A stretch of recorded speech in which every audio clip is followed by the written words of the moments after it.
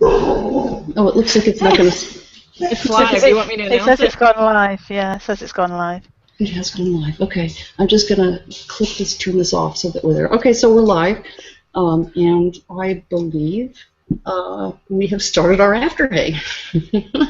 So we have Saka here joining us, and we've got Dee and Arcane and Kevin and Ozzy, who probably can't stay much longer, and the holiest of spackles. So where were we? What do we want to get to? Is anybody here Jewish or ex-Jewish by any chance? That would be Gretchen. Should we summon her? I would like. I love Gretchen. Shall we summon the devil?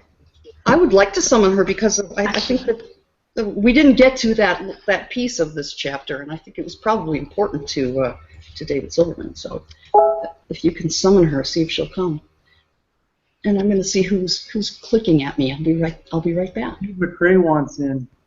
Well, can you not come in? I'm about to send him the link. Yeah. Anybody who wants in can come in. I'm going to put the join link in the side on the YouTube thing too. So yeah, I had a thought about this whole, what are we as atheists supposed to do about the question of Islamism? Sorry, is it just me or is Ozzy a bit quiet? Really quiet. Oh, it's not just. Sorry. Oh, I think my mic is messed up. I'll have to come back.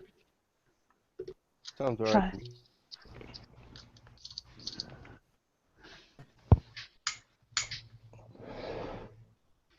Hello, Steve.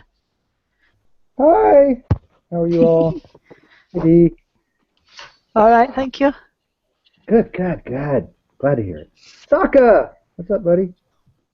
Not much. How you doing? Yeah, dude, I really I enjoyed you ripping into Tommy on that thread. By the way, you were doing an amazingly good job. So we're going to talk about. Sorry, I'm sorry to interrupt. I'm just going to change the subject real quick because Ozzy's got a short time left, and he wanted to talk a little bit about what are atheists supposed to do, if anything, about Islamists. So let's do that, and then we'll get back to Saka ripping on whoever it was. Thank you. I don't know how much time I have left. Dinner is sort of going to be ready. Who knows when? But when it's ready, I got to go. So I don't know how much time I have left. It's kind of like death. You just don't know how much time you got left.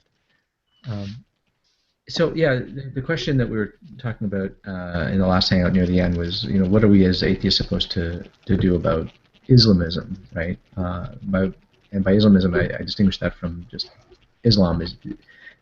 Islamism is a kind of a determination to make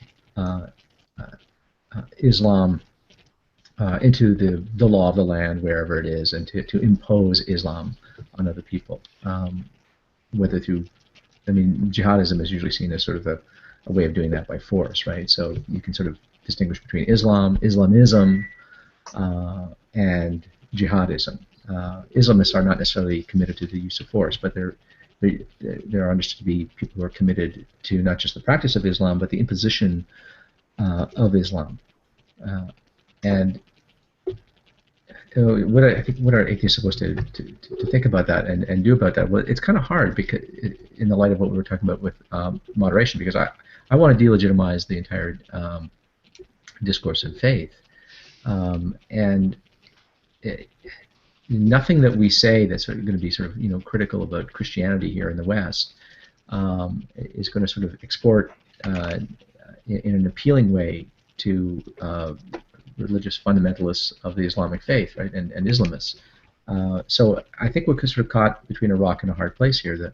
The message that is going to seem hostile to Christianity is going to seem incredibly hostile to those people, right? And we sort of have to decide, well, who are we concerned with? Are we concerned with fighting that battle with those people, or fighting this battle here at home? And I don't know that there's going to be one strategy, one posture that you can adopt that will be the proper remedy for what we're confronting domestically. That will not at the same time inflame the passions and outrage people abroad, right? But I think one thing that we have to bear in mind is that when it comes to fundamentalist Islam and Islamists, you know, these people are not always upset by what we do. They are often upset by what we do by virtue of their theology. They're enemies that we have made, and the Samhara says they're enemies that we've not merely made. They're enemies who despise us by virtue of their theology. And there's really perhaps nothing that we can do. That I think has to be an internecine struggle among Muslims. Muslims have to sort of, you know, discuss and argue amongst themselves what they want to do, and I don't think that we can be too preoccupied about their sensibilities to the point that we don't want to say anything that's going to upset them, and then pretend that the entire discourse of faith is acceptable because we don't want to offend them and we want to let them sort that out. And while they sort that out, you know, business at home, you know, goes ticking along as usual in a way that we find problematic. So I don't think that there's a posture that atheists can adopt that's going to be a proper remedy for what we see as a problem of fundamentalism here at home in the West with respect to Christianity and fundamentalism here or elsewhere with respect to Islam. I think that those are just going to be completely different solutions. I know that sounds kind of pessimistic and maybe cynical, but I don't see another way. Yeah, I think you're right, Ozzy. I think there's no way. These people are, as I say, for theological reasons, their whole belief system means that they are in battle with us. They have an injunction to attack us and to take over. I mean, isn't there some fundamental philosophy they've got about taking over the whole world and making it all? There's a big battle going to happen in Syria. In fact, this is the part of the problem is that the Syrian struggle at the moment. There isn't some part of Islam that says there'll be a final massive struggle in Syria that will be the prefix to I've had too much to drink this evening. To some final taking over the whole world, and the only way to do it, I'm afraid, is to fight them. Yeah, well, I mean, just as with Christianity, there isn't one Christianity that we confront, right? And there isn't one Islam that we confront. So we have the same kind of problem. Four flavors. I think there are four flavors, aren't there? Yeah, well, I mean, there are a lot of different kinds of flavors of Islam and different degrees of what we would call extremism and moderation. But I just don't see how there's going to be sort of one attitude that we can sort of cop that's going to not just make some people completely crazy. I mean, if I'm going to be sort of intellectually honest and say, well, listen, you know, I think that, you know, Christian evangelicalism and biblical literalism and inerrantism is kind of, you know, kooky and quaint, but I also think that the view of of Catholics and Eastern Orthodox and, you know, the people in this hangout here, you know, who are arguably moderates, you know, whose views I think are just equally wrong. Okay. How can I say that about their faith and then sort of get all mealy-mouthed about a religion elsewhere, you know, just because it doesn't affect us as directly and immediately here, right? Have you seen the book of that woman who's the wife of Niall Ferguson, who came over from Holland, the Ethiopian woman, Ira Al-Asi?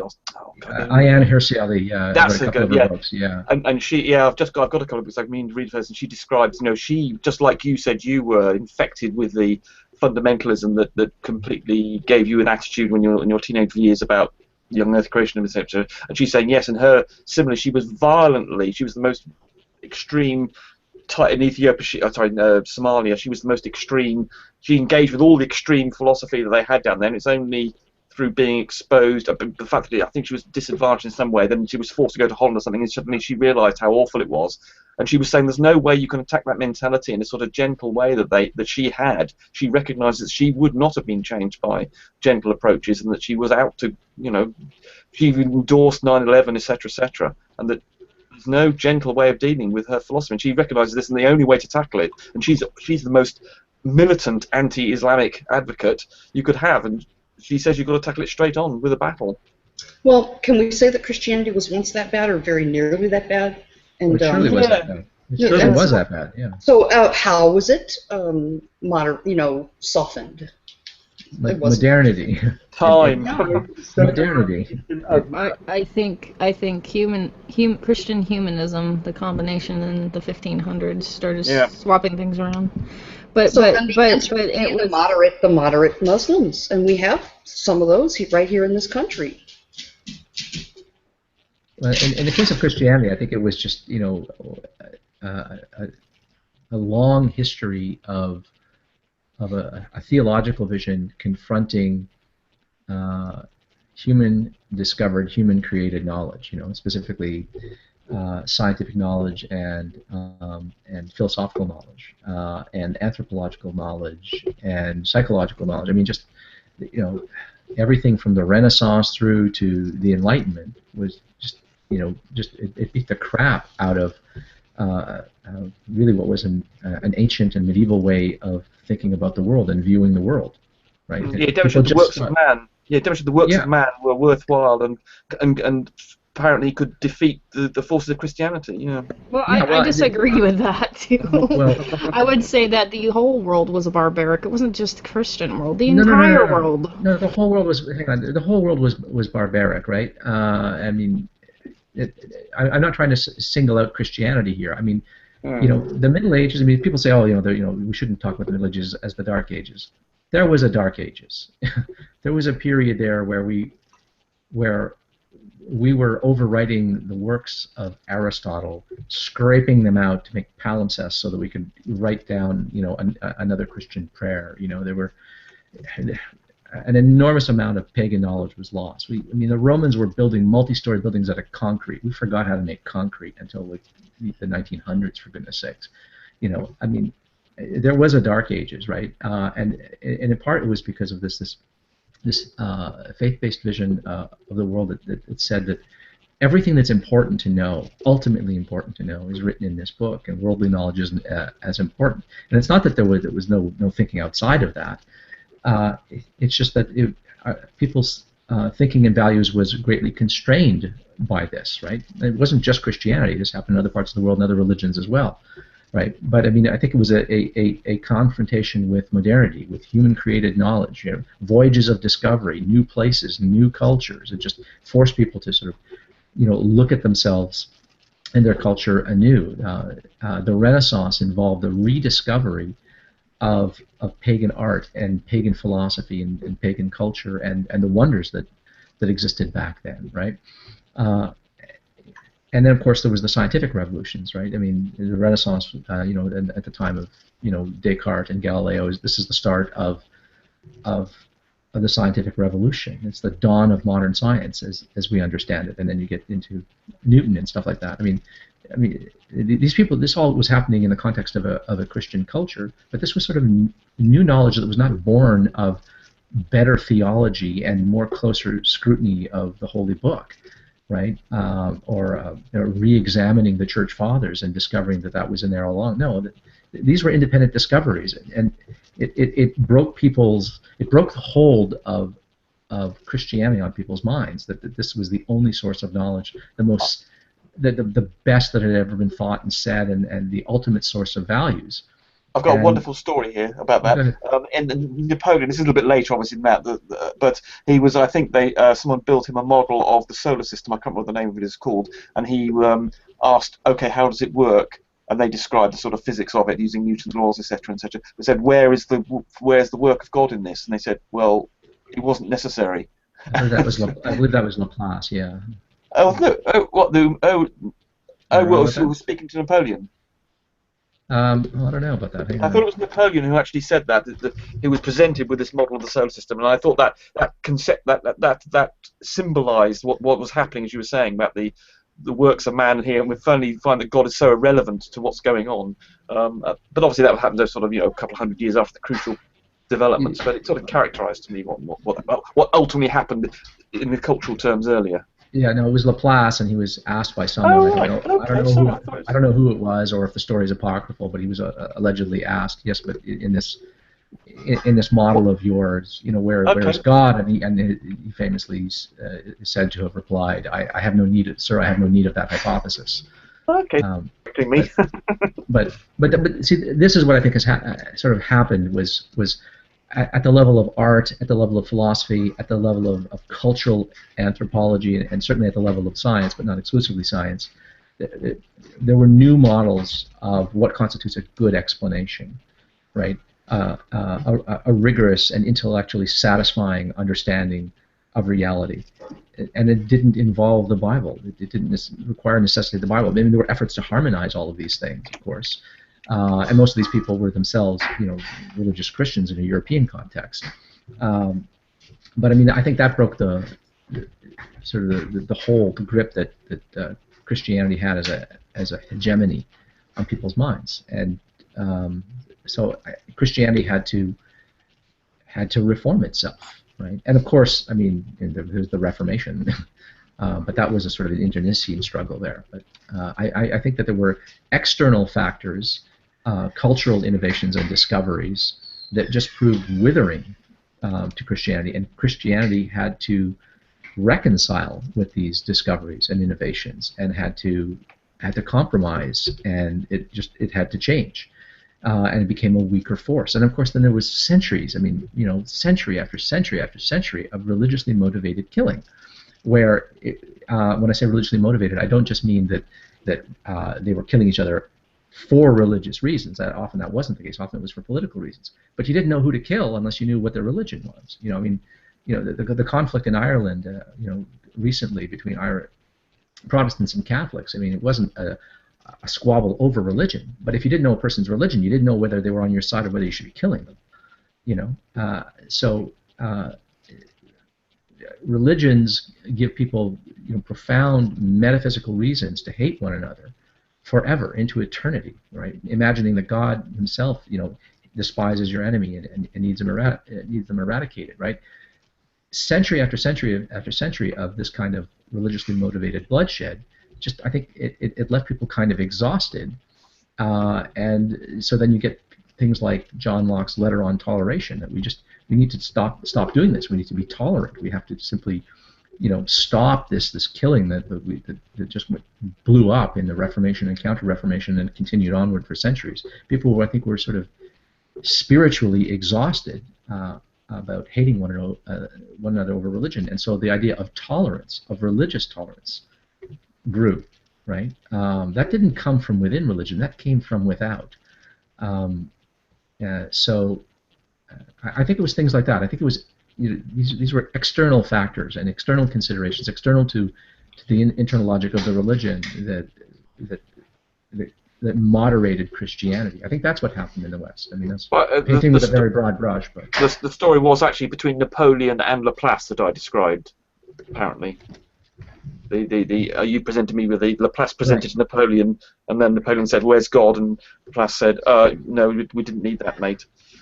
Yes, about the religious tolerance. Of course, we had the situation with Queen Elizabeth I, where she, just after King Henry VIII had created the Church of England, and she said to avoid the religious conflict and effectively allow religious toleration, she said, "I don't mind what you believe in your hearts, but providing you just conform to the rules that I put down, you'll be fine." And I think that was so we had to, in this country, had to have quite a lot of religious tolerance because of obviously our change to Protestantism, sort of in the 16th century odd, and that's led, I think, to obviously Anglicanism being a moderate form of the church, most moderate probably in the world.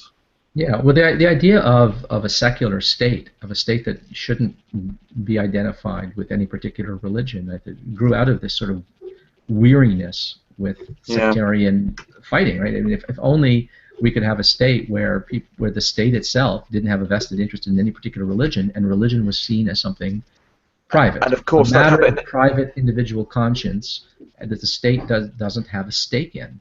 Right? And a lot of that happened in the 1640s. There was a huge 30 years war in the middle of Germany where religious Catholic and Protestants were fighting one another. You said about exhaustion.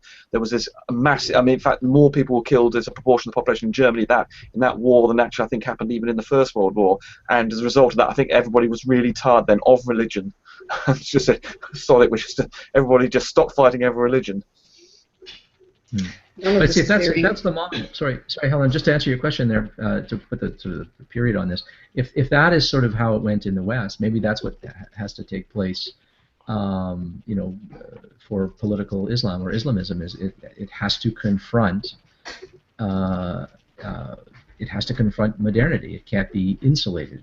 I was about to say it's not very encouraging if that's the model we're going to have to try to follow. How are we going to get that? I mean, yeah. I don't know. We can encourage people like Ayaan Hirsi Ali, and we can encourage people like Majid Nawaz, and encourage people like Irshad Manji and stuff like that. These are people who were or still self-identify as Muslims, but who are moderate by our lights, and who think that there is plenty that's good and true about Islam, and we can disagree with them that there's plenty good and true about it, right? Although there's no doubt some good and true about it, but we can sort of encourage their efforts to make inroads among the more radical. I mean, someone like Majid Nawaz has started up an organization that is trying to confront and keep tabs on and confront and basically deprogram people who are radicalized. Right? Yeah, he's a good obviously bloke. that obviously has to be encouraged and supported, and that's in everybody's interest. And it doesn't matter whether or not you think, well, if the guy's a Muslim, so what if he's a Muslim, right? I mean, I don't refuse to give money to Christian charities because they're Christian. It just depends what they're going to do with the money. But I mean, I don't care if there's a good cause and the person's a Christian, that's fine. And it's the same thing with someone like Majid Nawaz. I think he needs to be supported. Is that Quillen Foundation? That's right. Yeah. Right, it's the Quillen Foundation, yeah. So there seems to be a split among YouTube atheists about this, supporting moderate Islam or supporting the moderate Muslims that exist presently is a questionable practice, something people fight over. Well, I think there's a difference between supporting people and supporting what they believe, right? I mean, I can support something like what Majid Nawaz is doing or the efforts of Irshad Manji, but I'm perfectly content to say that the Quran is the evilest book I've ever read. I mean, it's disastrous. It's terrible. It's an awful book, and no one should be structuring their life around it, and nobody should be thinking that it's a work of particularly great beauty or wisdom. You can do both, right? You can say, look, I really like what you're doing, and I'm going to support your efforts to sort of take these dangerous people and make them less dangerous. If you want to turn the bad into the good, that's great. I'll support you, but I don't have to pretend that there's something to your religion. You don't have to do one or the other. You can do both. You can say, yeah, I think your religion is quackery, up and down, and you're doing a good thing. You're trying to turn the bad into the good. That's great. I mean, I would like it. I mean, I don't have a problem with theism, right?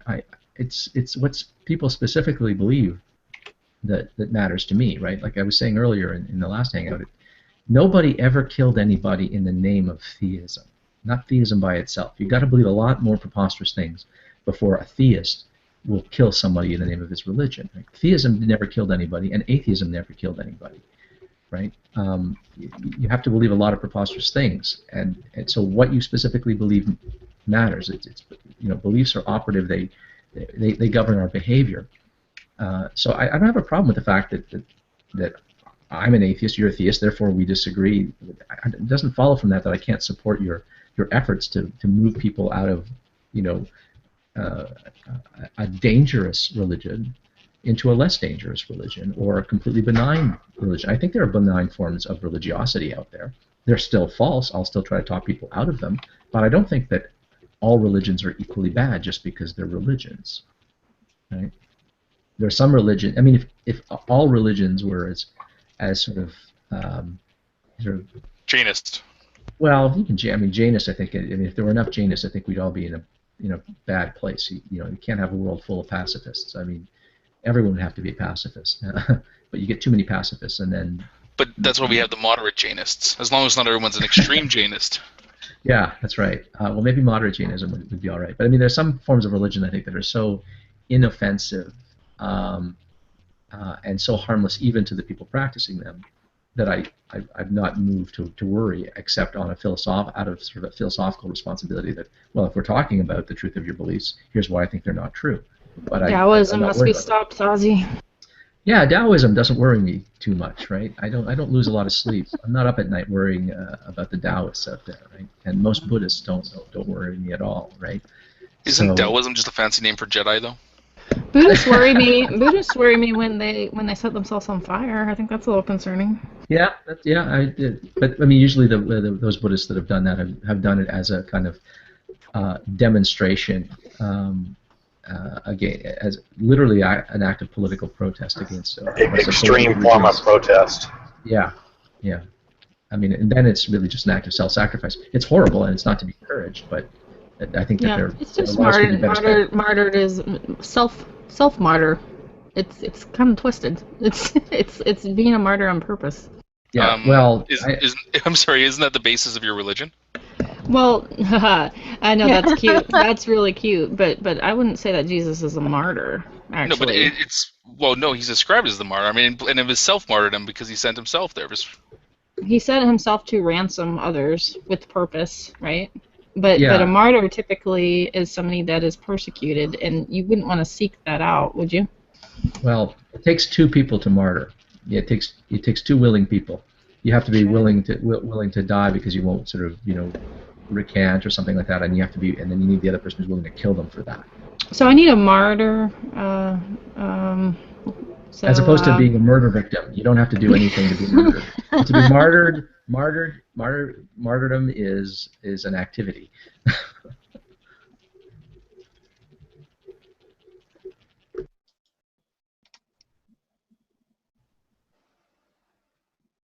It's an activity that we can share into. Who wants to join me, James? What was the question? I didn't hear the question. I'm looking at something else. I'm teasing you because you're... It's fun for the whole family. Right. Sometimes you can put it, in the village square, and, it's good fun. Take care, Ozzy. Always good to listen to you, Ozzy. Yeah, thank you, Ozzy. That was really good. Hey, Rumpus, can you message me on the side in the off chat real quick? I'm trying to get a hold of you, and I messaged you, but it hasn't gone through because you haven't accepted. Oh, right. How do I do that? I'm not quite... I don't know. This technology stuff, Yeah. I still can't see on the live feed, so... Are you on a phone, Rumpus? Sorry? You on a phone? Do I want to what? Shall I translate that into English? Are you on a phone? Oh, I'm on a phone. Yes, I have. I know we have a language. That's why you can't see the side chat, Steve. No, the outside chat, not the internal. I don't think you can see that either right now. Oh, he's on a phone. Oh, shit. Okay. I think he answered he'd got a phone, not that he was on the phone. I'm not sure. I've got Skype as well. I can give you my Skype details. Lost in translation. I think you're supposed to say, "Are you on your mobile?" Oh yeah, sorry. Oh, that's a correct American to English translation. Phone. Yeah. Mobile. I sound as though I'm on a mobile, do I? Yeah. See, in America, mobile. See, he picked it up right away, huh? You mentioned it like that. He's like, "Oh, I understand what you're saying." Mobile. There's definitely a cross thing going on here. You sound like you're in a mobile in the loo. No, Rumpus, what he asked you is, are you on your mobile? Because he thought that's why you were having trouble sending a private message. But a mobile is a thing that hangs over a baby's crib. That's a mobile. Yeah, I agree. I call mine a phone. And the fact that I forget to take it anywhere makes it not very mobile. No, I'm on a desktop. I just can't see where I can do message in this stupid desktop. Are you in the old version? Yes. He's on desktop perching like a little gnome. Take your mouse. Are you a Mac user or a PC user? PC. Okay, so take your mouse, go to the left-hand side. Does it bring up a bar on the Hangout? Yeah. So hit the blue. Yeah. All right. Which brings up the group chat. So I'm in the group. Yeah, but that just brings up the group chat or removes the group chat. Okay, so what chat are you trying to get a hold of? I want you to send the private. The external chat. Yeah, the external chat. You want the external chat? Yeah, that'll come from your G+ page on the right-hand side, the same place where all the Hangouts are at. You can type in his name there, and it'll bring up the profile. Click on it, and you can send him a message. Rumpus, can you see what I just put in the side chat? Something about Trump. Yeah, that's what Steve wants to ask you. Well, I'll just ask him here. I mean, I guess since Ozzy left. Why would you ask a British person about Trump? Why not get an American? Because Rumpus loves his politics. I'm just saying that. I do. Yeah, I'm very interested in politics. Yeah. Well, Trump's actually here. Why don't we ask him directly? That's true, but that's the tan version. That's the tan. Yeah. But no, Christian Actors is having a show. He does a show, with like him and then a atheist, and they kind of like talk about a bunch of stuff. And they need a guest. They asked me. I'm not interested in politics that much, so I was like, you know what? Who do I know that's interested in politics? And I've known you talked about it before, so I was maybe thinking that you might want to be a guest tonight on his show at 6 o'clock Central, which is about 2 hours from now. If you're not, past. Well, it's 4 minutes to 6 right now Central. Is it? Yeah, okay, I might consider that. Yes, that's okay. I can consider that. That'll be 2 a.m. UK time. Yeah, I might be able to drop in. Yeah, yes, I'm interested. I'm very interested in politics in general. I'm reasonably well versed in politics of all places around the world. Just out of curiosity. CA runs shorter shows too, just so you know. So that's kind of nice if you ever want to hop into those. They're usually shorter. On a bit of a side note, how many time zones are in the UK? One. Just one? Everything in the it does change once. You must remember everything in the UK is moderate. We have moderate weather. We have one time zone. Everything's simple. We don't have to pay to go to the hospital. Everything's simple. Moderate at all. And then y'all start talking about stones and. What do you mean? What do you mean by the word moderate? Can you define? It's a sliding scale of moderate. Technically, we have 2 time zones, but it's always the same across the entire of UK. It's just that we change it once a year, back or forward. No, there's not time zones there. No, I know. I was being silly. Naughty girl. 2 time zones, night and day. And I don't know. When I look at the UK, like certain parts of the UK look soggy as heck. Look what? What is heck? Soggy. Oh, soggy. Yeah, we get quite a lot of rain. Like where Cliff Jumper lives, it's super soggy. That's because that's Manchester. Yeah, that's Manchester. Yeah, super soggy, man. Well, did you not watch the Olympics when we had that on in 2012? That was very sunny, so that was very nice. So we do have sun sometimes. My oldest brother lives in London actually, so I know that there's some fluctuation. But so what are you going to say then? He went from living in California where it's sun, and we're in drought to England, and he found that suddenly seasonal depression was an issue because it's so gloomy and it gets dark so early. Well, we have. Depends what time of the year. Oh, in the winter, yes, in the winter, yes. So it gets darker with the shifting of the time in the winter, GMT versus summertime. Yes, it can get dark at about 5 o'clock. Yes, because we are quite north up here. Yeah, we lose an hour tonight in America, so in California at least. I have no idea about anywhere else. Daylight savings time. Yeah. Yeah, so yes, Steve. That's what I say. Ban daylight saving. I like extra time. I don't want to say another hangout. I don't like dragging people one out of one hangout or another. But Christian Actors is my friend, and Steve, pop the link here, and I will put it up in the live chat. He runs his hang like a show, right? He wants a guest or two. He doesn't want a full hang. Right. I went on Christian Anarchist's little thing there, I think last week sometime, and had a pretty good conversation with the other 3 guys that were in there. When you get the watch link, I'll pop it in the live chat of this thing. It's not for another 2 hours, she was saying, didn't he? No, he said it was like 2 minutes from now. Yeah, once he gives me the link, I will give it to James, and James will put it in the side chat. I misheard. I thought you said it was in 2 hours. Meanwhile, James... Well, it's 6 o'clock Central here right now, so if he's starting at 6 o'clock Central Time, it starts in a minute. My mistake. Stand correct. So that would be right now. Yeah. So, James, did you want to say you wanted to bring a couple of things up? Is that right? No, not in here. Oh, okay. I thought Speckle wanted to ask me a couple of questions. Okay, I did actually. Hang on, I have to remember what it was. Something about Barcy Sproul. Barcy Sproul. There was something in particular that you had said in another hang, and I was going to ask you. Oh my goodness! Possibilities? It was about the Anglican Church, right? Yeah. You were saying that Anglicans follow society and all this stuff, but But Yeah. then how do you attribute Christian humanism and the influence that it had on both Protestant and Catholics in Europe? Do you not acknowledge that?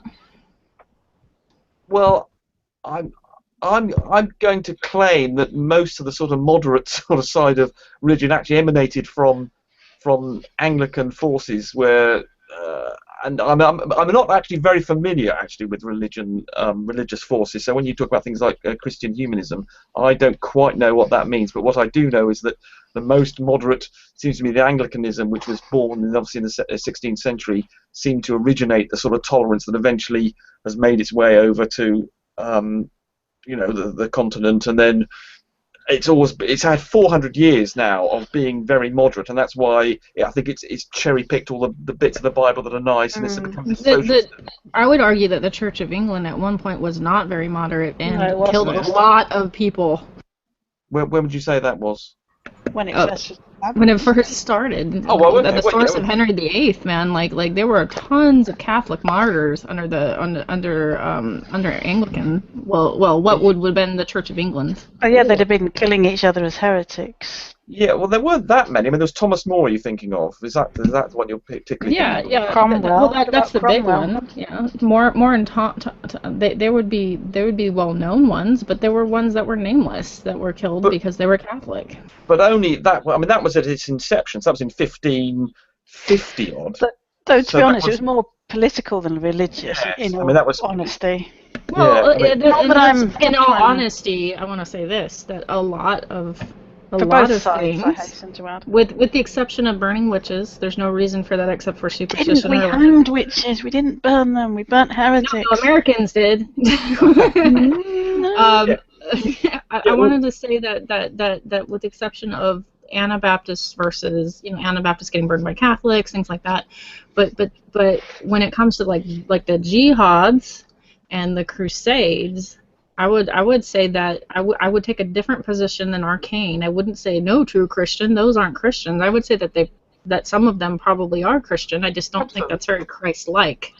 So what I want to say is that I can't argue that religion is sometimes used as propaganda to justify the unjustable. I can't argue with that.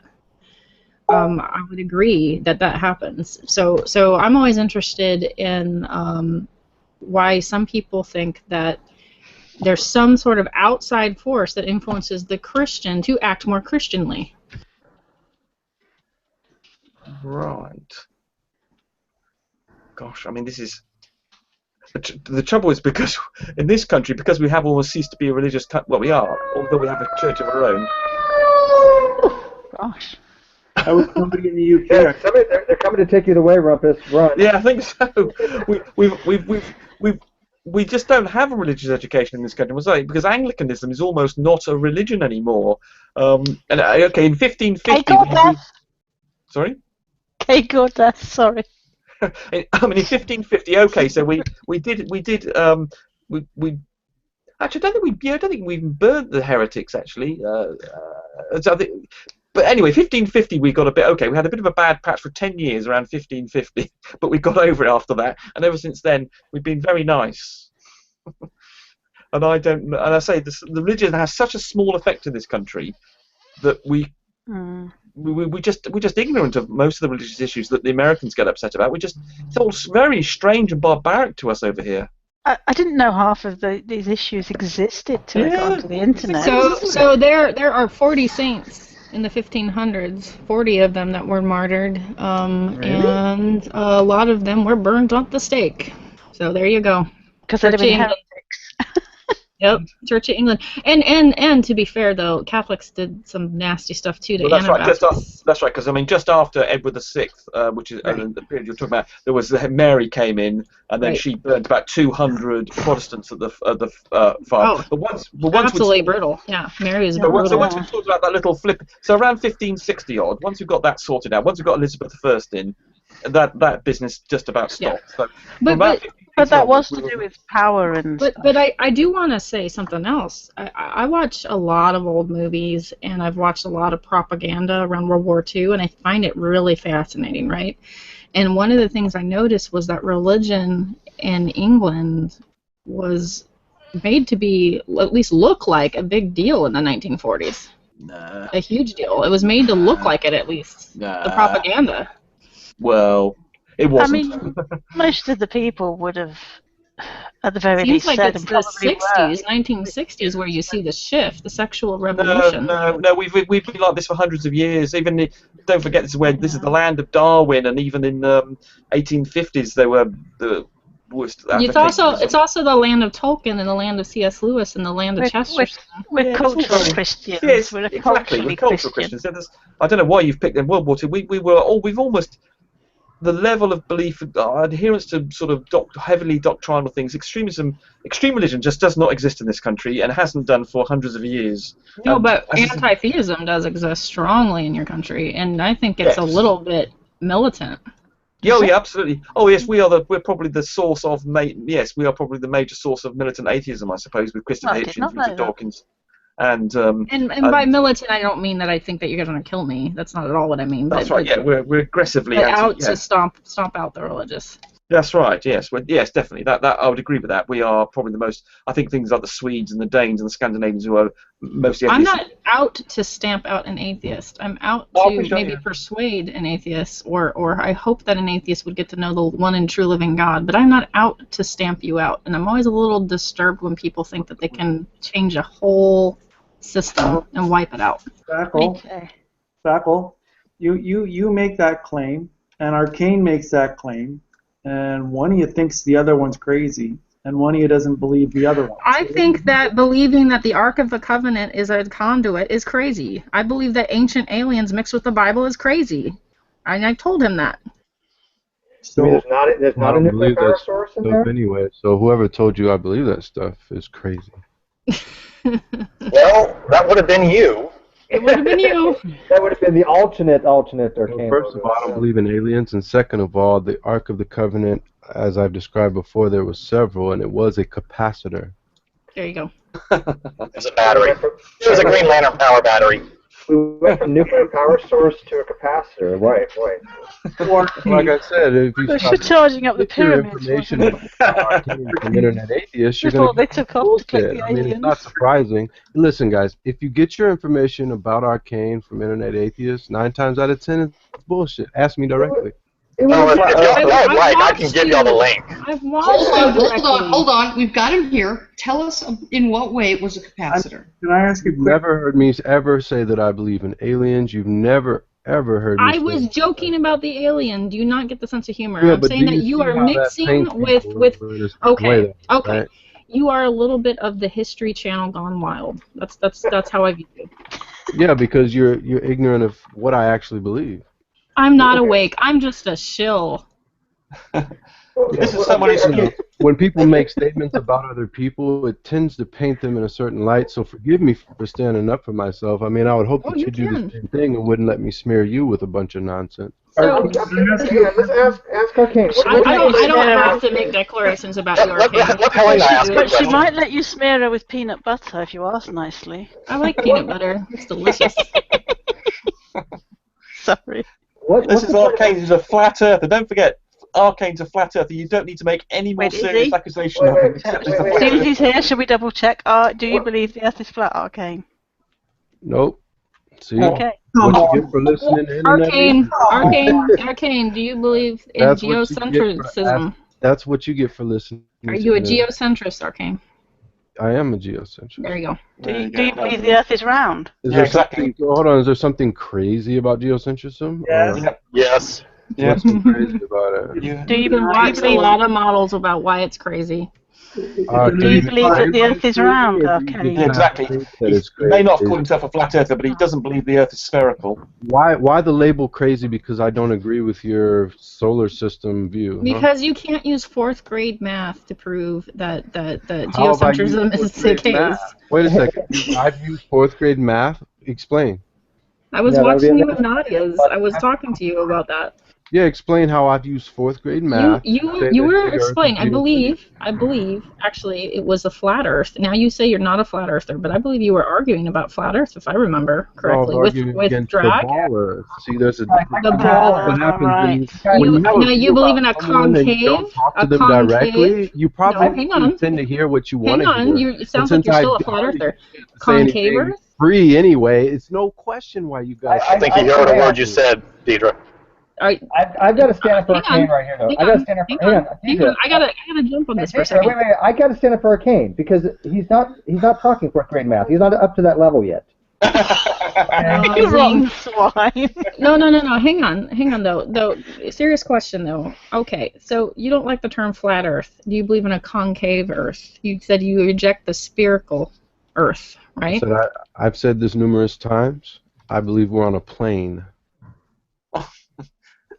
Be a flat Arcane. Plane is a flat thing. Planes aren't always flat, bro. Oh, God. One that isn't. Oh, you mean it's a flat Earth with contours? So I don't think these are salvation issues at all. Like I don't think that this merits non-flat plane. Merits Christian or non-Christian or anything like that. I just think it's very strange.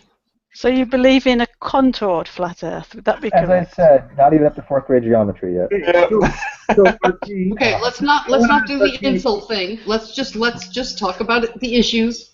I want to ask Arcane a question. All right, go for it. Okay, Arcane. So if you step back and look at the discussion that we're trying to have, forget about all this other stuff we just went through. That's just crazy. You've got Deidre, who is a Catholic. Nope. No, I'm not. No, she's not. Sorry, what are you? I'm technically a Methodist. That is Catholic and Eastern Orthodox friendly. Yeah. You've got all. You accept all of those as a huge impact and a part of your Christianity and your Christian experience. Catholicism, not so much. Okay, no. But the other ones you're okay with. Like you're okay with the Orthodox view. I am exploring Orthodoxy. Okay, I think it's interesting. So Arcane is a fundamentalist, presuppositionalist, whatever he wants to term himself. He rejects a lot of what you believe because it's not his flavor.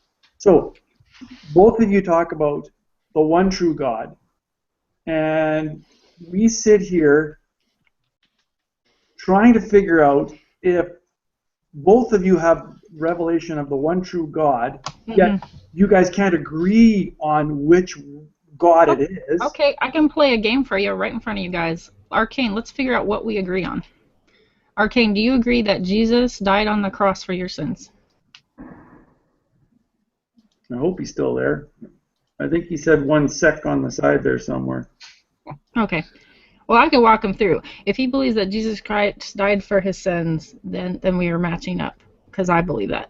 If he believes that when Jesus said, I and my Father are one, and he has made a claim to deity, and that Jesus Christ is in fact the Son of God and is part of the triune God, and if he agrees and I agree, then we're in agreement there. If he agrees that Jesus is the only way to salvation, and that Jesus Christ's death has either, in my case, I would say ransomed us. In his case, he might say atoned for our sins. I'm not sure which. And that through Jesus' death, we can be in relationship with God and live with him in eternity. Then we'd be agreement there. Now, where we're starting to disagree is maybe eternal conscious torment. We might disagree on how to apply the Christian faith when it comes to political things. You know, we might disagree on how the Bible is viewed in the context of science. We might disagree on the literalism of the global flood versus a local flood. So I don't know. But when it comes to who Jesus is and who God is, I'm most interested in that and if that aligns.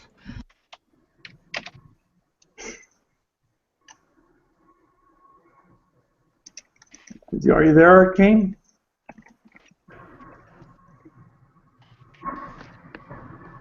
He's fallen off his non-flat plane. Yeah. Really? He's trying to walk on the wing and. Yeah.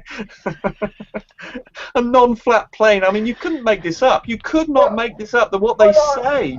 You know, it's funny. I know what he's thinking. If you have a plane, you have like obviously mountains, and you have like a differential in heights, then it's not flat. But a plane, by definition, is a two-dimensional geometric shape. It is literally flat. About me about the plane is that a plane is by definition two-dimensional. I mean, Yeah. even if it's bends or whatever, right? But then it's not a plane. Yeah, it has to be. If it's two-dimensional, it has to be completely flat. Yes, it can exist in a third dimension. It's two-dimensional, and I think I think he's thinking because there's height differentials on his version of the plane, quote unquote, that doesn't make it a plane. But I don't know where he's coming from. It's still a flat system. It's not a round ball. I don't know. Well, they saw it on a YouTube video somewhere, and therefore it's real. Well, I don't know if you can make any of those assumptions. I think you would have to let him answer why he believes what he believes. I don't think any of us could assume. Of course not. Yeah, he's I'm just saying that I've heard his explanation for quite a few of these things. We're just saying that all planes have to be flat. I mean, that's what they are. There's no such thing as a non-flat plane. Well, to devil's advocate here, he could be referring to like a geographical feature that we refer to as a plane. Right, that's what I said, differential in height. But I am upset about flat Earth or concave Earth or planism or geocentrism when you attach it to Christianity, because I think it's embarrassing for one, but also I think that it's damaging, right? And so my interest in it isn't that it's a salvation issue. Like I don't think it makes anybody saved or not saved believing in it. But when Pillbox, or what should I say, Pobox, actually says this is what atheists believe, this is what Christians believe, they believe in a spherical earth, now you're attaching absurdism with faith, and it's doing an anti-theist job quite nicely. But you can see why some believer might hold that, because if they're a literalist, they're forced by the Bible to hold a I know plenty of literalists that never felt forced to believe this. Well, but the problem is, if you look at Hebrew Old Testament cosmology, there's all kinds of diagrams that these people have made thousands of years ago that explain what their cosmology looked like from the Old Testament. And it's a flat Earth with a dome with the stars attached to it. Right. So that was their cosmology. So for some people, they think they faith harder, right? If they believe in as an ancient people did, that means they faith harder. No, well, I'm not even making that point. The whole point. I don't think it's about faithing harder, although that's a good straw man. But I think it is a straw man. I think they really believe that they have to hold the Bible literally, and if that's what the Bible says, then that's the way it's got to be. What it addresses is an issue of veracity of the claim. If the book has things that are wrong, then the veracity of God's word is inerrant. Is a problem. So this is kind of what we were talking about when we were talking about how moderates don't take the Bible literally. So you've got people who, that part probably isn't real, but it's like you're saying, it's not vital to my salvation, but I'll ignore it. But then by your standard of what a moderate is. Please, I've been trying really hard not to talk a whole lot. If literalists have to believe the book is absolutely true, then that's the question of the veracity of the book. There are other things in that book that seriously bring into doubt the veracity of the things written in there. That's why many of the atheists that are up here are atheists, because the stuff in the book doesn't match science. So if God wrote it, he's either a bad scientist, or the people who wrote it down had no idea what they were talking about, and thus God couldn't have told them. So pick one. I'm just going to say, by your standard of what a moderate is, then St. Augustine's a moderate, and you can thank St. Augustine for what he's hammered out about Christian sexuality and original sin and all the things that you bitch about. Well, he's just a moderate. Well, does he take the Bible literally? He takes the Bible as it's written and looks at it in a historical perspective. He doesn't just go, oh, this is literal, this isn't literal, and throw it. He tries to look at the literature as it's written. We're making Augustine would be considered by me a moderate, because he doesn't take every word and every little letter in there as uttered by God and written by God. So yes, he isn't a literalist, which is what most of the funding have to. He would say that it's all God inspired, right? But he would for instance, Augustine didn't believe in literal 6 days. Do you see what I'm saying? You can't have it. You can't play both ends of this stick. You can't do that. If God inspired all this and man made mistakes, then God should have put an addendum at the end and say, you know, all the things that are wrong in here, well, it wasn't me, it was the people who wrote it.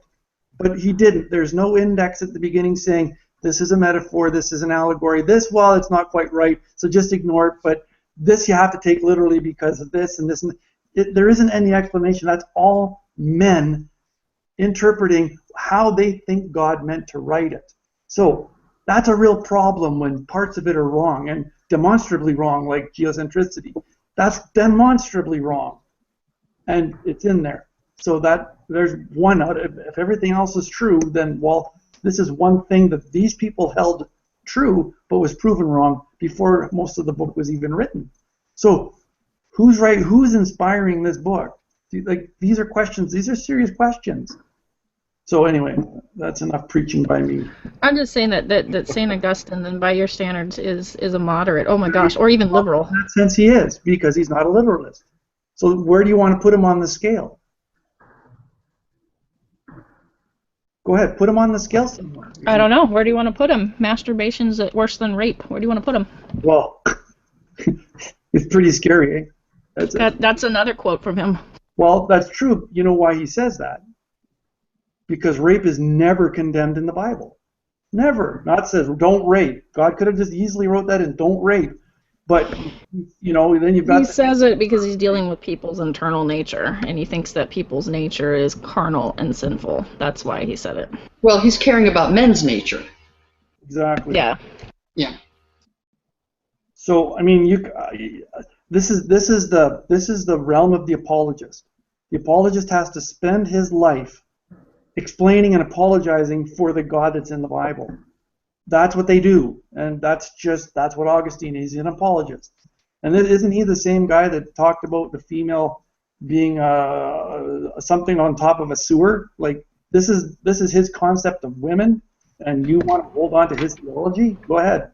No, he well, I'm not an Augustinian, like, big time, but he did influence a lot of Christianity. I mean, a lot. And Protestants don't realize how much his influence, like original sin. Well, I don't believe it. I don't believe any of it, so I don't hold to his theology. I've studied it, but I don't hold any of it, because if Adam and Eve, which some literalists have to believe occurred, well, then there's no possible way we would exist surviving from two people. That's biology. Yeah, there's people that... If it was an allegory, well, then what? There's no need for original sin unless it's well, you know, it's not really happened, but the concept is real. Then you're stuck, because Paul said if there wasn't original sin, Christ died for nothing. Jesus is called the second Adam, making the connection there, saying this is Adam to replace that Adam. So the New Testament says that really happened, and we can prove it didn't. So there, your book is. There's so many problems with the book. The moderate, and often even the liberal, will believe that we live in a fallen world and that there's a breaking of relationship with God. The question is it literally fruit? Is it literally a talking snake? What was the breaking of the rule literally that Eve took a bite of the fruit? Or is it are these figurative trees? Like, there's also the tree of life, which is figuratively used in Revelation later on. So there's a figurative tree of knowledge of good and evil. So even if it's an allegory, only, then the dying of Christ in the New Testament is meaningless. Allegories describe a situation sometimes that is reality. The role of the apologist is to explain these discrepancies, and that's what you're doing. If the God of the universe could write a book, surely he could get it right, and we wouldn't need a human literal mind, to explain the mind of this cosmotic being that supersedes and transcends us all. His book should not need explanation. If you just open it up, oh, there's God, oh, he exists, because all of this is real, all of this is true. But it's not. So either your God made mistakes, or the people writing it just made the shit up. It can't be both. It can't be an allegory and have real meaning in the real world. Adam and Eve either happened or it didn't. If it didn't happen, the rest of it is based on nothing. Original sin doesn't. And I'm trying to tell you that we think something happened. It's just that we don't necessarily think that it was as completely written. So this whole either or just doesn't work, because we know that this creation story was written probably around the time Exodus was written. It wasn't like there was nobody there to witness this thing. Exactly. That's exactly right. And that's what, Mr. Ham likes to say, well, you weren't there. Well, nobody was there. Nobody was there. That's right. So, but genetics tells us a completely different story. You could probably ask Steve about the genetics of the human race and why we couldn't have come from a population of 2 who had 2 male offsprings.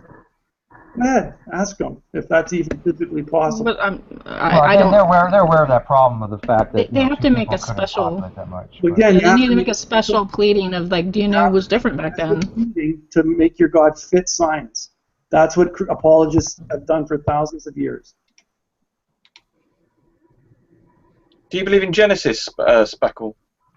That's a stupid question. Like, can you rephrase it? Like, I'm not trying to be a jerk, but that is so loaded. Do you believe in Genesis? Yeah, well, the account in Genesis of the creation of the universe and Adam and Eve. Do you believe those things? I believe that God is the ground of all being, the creator of all things. I believe that God set things in motion. I believe that Genesis is written differently until about the time of Abraham. And there's a lot of interesting arguments of how it's written and how it's passed down and how the writing style changes in Genesis when it comes to Abraham. So stories like the Tower of Babel or the flood story or the creation story, something may have happened to inspire these stories, but I don't think they're literal. Right, okay.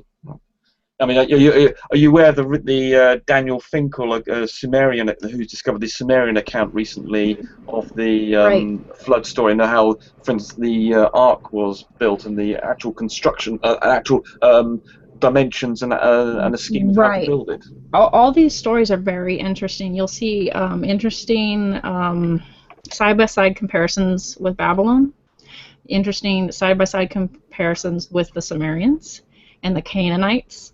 Which the Canaanites and when the nomadic people moved into Canaan, they're very incestuous, and so you'll see this. I'm a polytheist and all the elves, and now I'm a monotheist. Now I'm a polytheist. Now I'm a monotheist, and it's back and forth. And I think the Bible does reflect this, and I think that archaeology does reflect that. But I'm just saying that I think it's not as cut and dry as some people want to say. So I think of it as complex. And this whole either or, choose this or not, I think is relying on, I don't know, it's relying on a specific way of viewing it. Think of it another way. If you were to present a case of the first 4 or 5 books of Genesis based on evidence that we gained from science and present it to a jury, do you think it would pass? Do you think the stories in Genesis would pass or fail what we see evidenced in the planet around us? Like, do you believe in a literal worldwide flood or not? No. You don't. And why? It doesn't pass scientific scrutiny. Exactly. So what do you, other than science, do you not realize that the Bible is very clear that the flood was worldwide up to the top highest mountain? Because I believe that while I think the Bible's inspired, it is not inerrant, and I believe that God chose man to. Well, there's a problem. Yeah, I don't know why, but God seems to have chosen man to make declarations of His presence, right? And it is imperfect. This is exactly the point that we were trying to make in the Hangout. Is that there's 43,000 flavors of Christianity for a very good reason, because everybody thinks they're right in how they interpret the book. And many denominations completely think that other denominations are heathen and backslidden and fallen away from Christ. And there are versions of Christianity that do not accept that there was anything. There's only one God. When Jesus was here, there was no God and there was no Holy Spirit until Jesus released him. Even though the baptism accounts speak completely different, they don't believe that. They just believe that was an allegory. So you've got all these different denominations not agreeing with each other on how to read their own book, and you wonder why atheists go, go ahead, base whatever you want on the Bible. I don't believe it's an accurate representation of anything except a made-up story. Real quick, do you subscribe to fideism? Would you say that would be your position? I'm a bit sympathetic to the Kierkegaardian, but I don't mean it in a blind sense, completely blind faith kind of way. I think faith is a little bit complicated. I think that faith is made to take hold and take action, and it's not just a Pascal's wager where you go, I hope this is true. Like I think it's a little bit more complicated than that. But yeah, I'm a little bit of a Kierkegaardian in a lot of ways. I just think that there's I have never been able to make a jump from even the concept of a deistic God to a theistic God through arguing. Now, that doesn't mean that it can't be done. I just don't apparently have that skill level. I cannot argue that. And I've witnessed other people, and I haven't yet even seen Matt Bell make that jump. I haven't seen Trey Jadlow be able to make that jump. I just, from deism to a theistic God and connect it together, I haven't been able to see anybody jump that cavern yet. But you don't find there's an adversarial nature between religion and science, though, right? No, I don't see myself as an adversary at all to science at all, or psychology or medicine. Yeah, I mean, it seems to me that whenever science comes into conflict with your religion, you ditch the religion. I don't think that's fair to say. Well, that's what you do.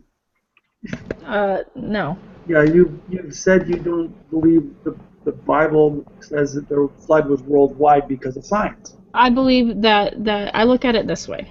I believe that man is changing and moving forward, and that is allowed for and even witnessed in the Bible. There is a difference. You see mankind going from a wandering group of people, moving in from a nomadic group of people, building a nation and trying to survive, and then trying to build a society, falling apart, coming back together, falling apart, and then progressing through. And I view humans as progressing through life, right?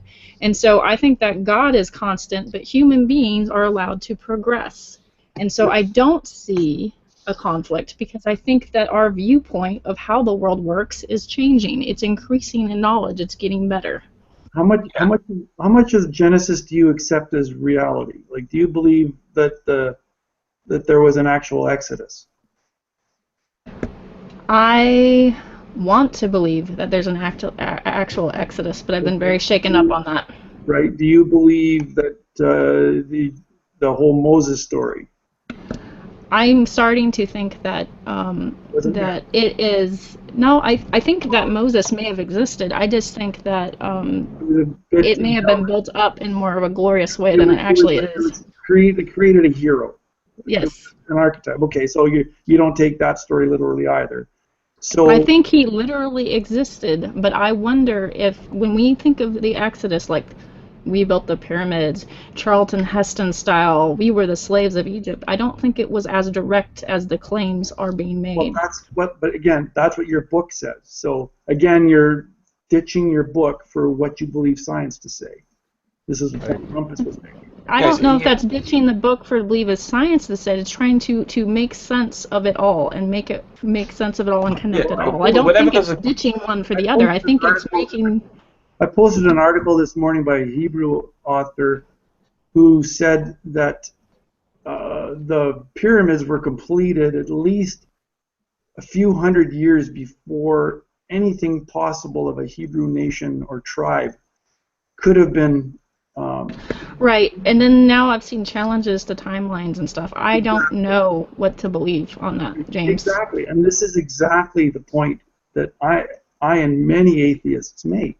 The veracity of the book is in question. Yes, them being slaves, and you can say it's not vital to your salvation, but if those stories are all types of the Christ that was to come, all of them are called into question, then the whole New Testament is called into question. And when you study the New Testament, and let's not, a lot of it is questionable as well. Let's not forget things like in the New Testament, at the point of Jesus' resurrection, we have supposedly an account of all the other people coming out of their graves as well, which of course, and other independent accounts do not have anything like that, which we would expect if that story was 500 zombies would make the evening news in any language and anybody around there. Well, only if they eat people. True. But so what it seems to me, Speckle, you seem to, I mean, this is the sensible approach, I think, what you're taking, is that every single time there's a historical conflict between, well, there's a conflict between the history we can evaluate, the science we can evaluate, and the Bible, you retreat. I mean, it's a sensible approach to take, I think, but can't you see that you're getting to the point where the only things left that you're defending are those that cannot be challenged? Well, the other thing is, the other way to look at it, too, is not just through...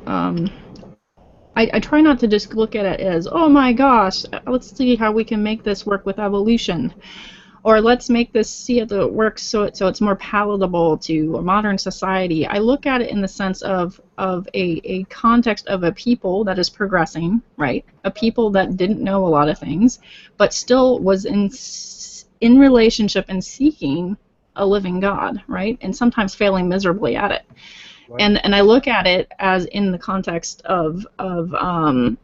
I don't know how to explain it. I'm trying to find the right word. No one would disagree that humanity has progressed, but I'm not quite sure. I think that there's a historical way to look at it, and so I see it as a little more complicated than just looking at it as I can read the Bible plainly and herpaderp, here's the answer. Like I actually think of it as a really complex thing. Like I don't think it as just as simple as you guys are making it out. I would jump in here as well and kind of tie this back around to the whole fundamentalist versus moderate. It seems like the fundamentalist seems to have the black and white thinking. Well, they have to. All or nothing thinking. That's right. They have to. Because 2 Timothy 3:16 tells them that every word is inspired by God and is profitable for teaching. So if any of it isn't right, this is why you listen to Ken Ham going, now he's come out and said that Noah had better tools than we do now. Well, he'd have to. Yeah. Question to you, Holy Speckle. How smart do you think Noah was? Do you think that we have progressed past the knowledge of Noah? Well, I know that you hold sort of a different view that maybe, from my understanding, Arcane, and please tell me, if you hear my dog crying in the background, I swear to God I'm not beating him. It's my husband, he's home, and he's like, I want out. I'm not beating him, but my husband. I'm not beating my dog, I promise. That's the way to throw your husband under the bus there. Let me settle down because I actually am a little bit medicated. So if I sound irate, I really am not. I'm just a little bit hyper. But Arcane, I don't want to misunderstand you. So my understanding from a previous conversation we had was that you believe that society maybe was more advanced in the time of Noah, and then the flood wiped it out, right? According to the biblical narrative, yeah. I mean, Adam walked with God. All that knowledge that these more people technologically advanced than us. Can I finish? All the knowledge that would be accumulated throughout those generations would surely be pretty great. And how do you prove that? What evidence do you have? Well, can I finish? No. What evidence do you have before you go? Wow. Yeah. Wow. Go ahead. Show us the evidence that they had better technology back then than we have. Go ahead. We'll wait. Wow. I just kind of wanted to hear his version so that I got it down. So in his own words, can he, without interjection? Yeah, sure. It's my view that Noah was absolutely, I would say, a great deal smarter than we were. He lived for hundreds of years. The knowledge that would be able to be passed down generation through generation would be great. Maybe the different types of things that they were aiming to achieve would be, of course, different than today's society. The times were different. So comparing them in like technology standards, I think that they had things that we don't know about today. So like what? When people say things like, you know, we're progressing, I would like to know, like, at what point do you think that we are progressing from, and how do you account for the knowledge that would have been there from Adam to Noah? I think we progressed from human slavery. I think that most of us are starting to realize that's a bad thing. So you're not talking about like from Noah's day to today we're progressing. I think that anthropology doesn't support, from what I've witnessed, what you're describing. So I'm curious to know if you have something that supports what you're describing. His evidence is the Bible and his belief that there was something far beyond what we have today. Go ahead, Arcane, show us. Well, I can speak for myself. I'm just repeating what you said, so don't get offended, okay? Don't play your little passive-aggressive bullshit game. Show us your evidence. Well, like I said, I could speak for myself. Go ahead, we're waiting. Show us your fucking evidence or shut up. Why your hostile tone, man? I'm not here to be your enemy. Seriously, like. Take the floor and have your say, Arcane. Well, hold on. Don't just expect me to just have shit thrown at me and not respond. I mean, come on. It's not that serious. We don't have to be that way. I'm not cussing at you. Don't cuss at me. That's all I'm asking. But as I was saying, the Great Pyramid of Giza, for example, would be one of these things that modern technology cannot explain. What the hell? Can I? Hold on. Arcane gets to say exactly what he wants to say. Yeah. Yeah, there are people who disagree with that, but with my level of expertise on the subject, as well as my studies on the subject of the Great Pyramid and other ancient artifacts, modern technology can't explain it nor replicate it. That would be an example of the knowledge that was lost, and I can go on for days about lost knowledge. Okay, Arcane. Yeah, you said your expertise. Can we ask what your expertise is? I mean, can you define what your expertise is? To make I have a structural engineering background, as well as some. Do you actually have a degree? What? Do you have an actual degree in structural engineering? It doesn't make any difference. Oh no. I mean, when you say you have a background, hang on, James. Wait. When you say you have a background, in structural engineering, how many credits and coursework do you have towards a degree? And you don't have to finish your degree. That doesn't matter. Who cares if you have a degree or not? But how much college credits did you have accumulated towards a degree, and specifically relating to structural engineering? Did you take the math courses? I don't have to add them up, but to me that doesn't matter. Well, you said expertise. To be an expert in something, you have to have the qualifications. So I'm asking you, what are your qualifications? I mean, have you had Calc Level 2, Calc Level 3? Have you had advanced physics? Well, do you know things like Young's? If I ask you like Young's modulus, do you know what Young's modulus is? I'm actually interested in Arcane. That's a good question. That's a very good question that Steve asked there. Does he know what Young's modulus is? Well, if he says he's an expert, yeah, you should know that. Yeah, we should try to qualify what his expertise is. That's a good question. Good question. Thank you. Well, anyway. I think he said he wasn't an expert. No, he said with my expertise and my study, those were his words. Yeah, he'd have to know what Young's modulus was if he was a structural engineer. He'd have to know. I'm not even a structural engineer, and I know what Young's modulus is. But so Arcane, do you know what Young's modulus is? Anyway, I'm going to get back on the subject we were talking about. So there we go. There we go. Exposed. You guys don't want to actually have a discussion, and you want to act like we do. No, Arcane, too. I'm asking you. I'm seriously. Can you? Okay, no, I want to have a discussion. Can you discuss Young's modulus? You're an expert. You say. Kiss my ass. I'm not your quiz boy, okay? If you want to have a discussion, we can have a discussion. I don't think that my credentials discuss Young's modulus.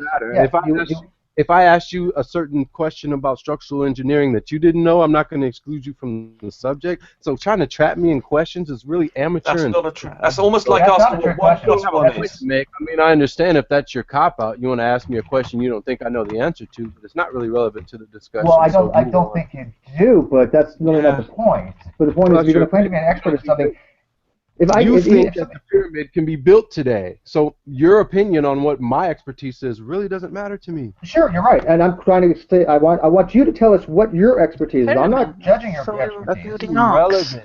It's irrelevant to the discussion. So you do have an expertise in structural engineering, or you don't? I understand structural engineering to the degree that I can make an honest assessment on whether or not those things that were built needed more than what they claimed to have had at the time. Okay, so if I ask you about tensile strength, do you know about that? Do you know about hardness? What expertise do you have? The evidence, could you do that? We're not discussing me. We're discussing your expertise. Right. No. We're supposed to be discussing evidence, but you want to change the topic. You made a claim. Yeah, and we can't discuss evidence unless we know this subject matter. I mean, if I'm going to talk to this stuff about this with Rumpus, if Rumpus doesn't know what these things are, how are we going to have a discussion? And I know Rumpus does. Do you know anything about structural engineering? I know a little. I know what Young's modulus is. I've had engineering. I've had metallurgy. I know enough to basics, but I'm asking you. But I'm not claiming to be the expert. Okay, I'm going to say a couple things real quick here. I'm talking. Hello. I have a dinner to go to. We have exactly 3 minutes. I would like to hear Arcane's theological point. And then I'm going to take it off air. I'll stay in the hangout, and anyone who wants to come in can come in. But I can't leave it on air because I don't want to get porn bombed or whatever. So, Arcane, you get the last word, and then I'm just going to take it off air, but the hangout will keep going. Thanks. Yeah, I would say the only reason I brought this up is because, me and Holy Spackle do differ on our view of history, I think. And it's just interesting to ask those kind of questions, okay, if you think we're progressing, from a biblical standpoint, I really don't agree with that. Now, maybe from the point of slavery, I agree, of course. But my view is basically that Adam was created pre-programmed from the hand of God, and that what was passed down generation through generation should be able to be trusted. But from a modern perspective, we look at those people as dumb goat herders, and we don't give them, I think, the credit that they deserve. Not to say that the people writing down the New Testament or what have you were geniuses. I'm just saying we have competing views on history, and maybe talking about them instead of ridiculing people would be a better way to go. Okay, with that, I'm going to take it off air. Anybody who wants to come in, you're welcome to come in. I apologize for doing that, but when you have a dinner, you have to go to dinner. Have a good evening.